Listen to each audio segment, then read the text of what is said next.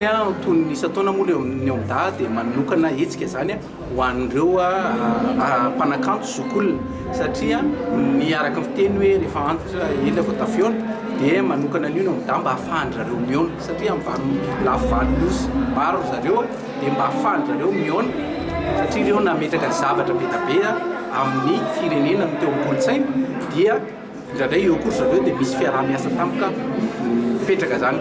Ankoatr'izay zany dia fandraisana an'ireo mpisotro ronono izay mahafeno fepetra.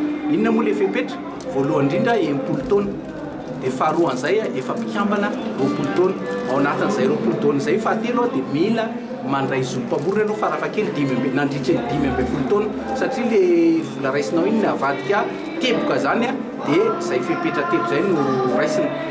Dia isaky ny telo volana zareo no mandray an'izay fisotro ronono.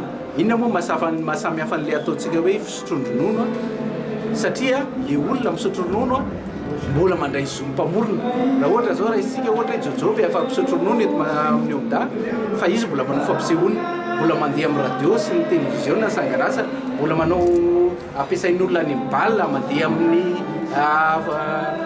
grande surface na ny fivarotana any dia mbola mandray zonim-pamorona izy sady tsisy ampahany alaina intsony amin'iny dia tombontsoa lehibe ho an'ny mpamorona zany mandray zonim-pamorona nefa mbola mandray fisotro-ronono. Dia amin'izao zany hatramin'izay nametrahana an'io 15 taona lasa tany zany dia 270 nefa misotro ronono.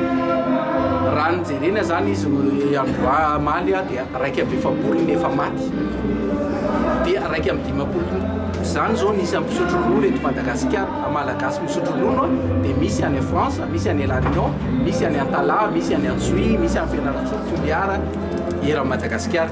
Dia ireo zany isaky ny telo volana fa ireo zany azo na any toerana misy azy na any atsoy zao dia alefa ohatra hoe Airtel Money na volany misy koa manana compte bancaire dia alefa arak'izay misy tonga any ampiasana. Zay zany androany ihany koa dia andro ny Afrika ho an'ny zonim-pamorona.